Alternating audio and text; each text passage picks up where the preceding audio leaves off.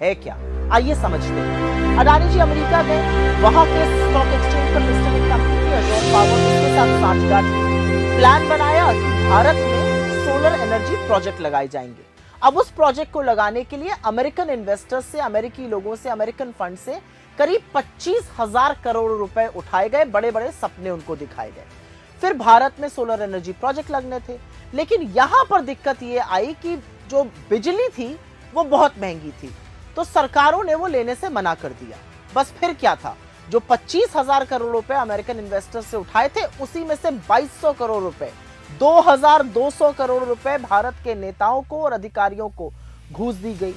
इससे हड़कंप मच गया।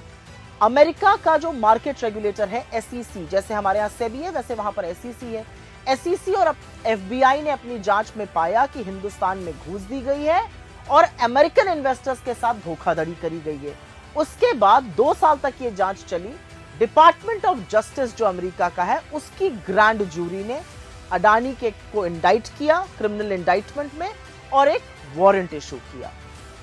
मजे की बात यह है कि उस ऑर्डर में यह भी बोला गया है कि गौतम अडानी ने हिंदुस्तान के मार्केट रेगुलेटर सेबी से झूठ बोला और यहां के इन्वेस्टर्स के साथ भी धोखाधड़ी की।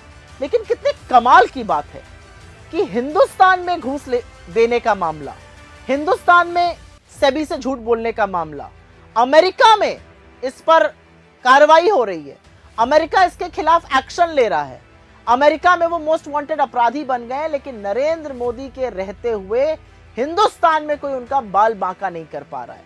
और अचरज की बात यह है कि जब यह सारा मामला सामने आया तो उनके बचाव में भारतीय जनता पार्टी ऐसे कूद पड़ी है मानो उन्हीं के हों। अरे मोदी अडानी थोड़ा पर्दे के पीछे रहने दीजिए, पर्दे के आगे तो थोड़ा दूरी बनाए रखते। लेकिन असल में भाजपा के लोग अडानी का बचाव मोदी से भी ज्यादा बढ़कर कर रहे हैं।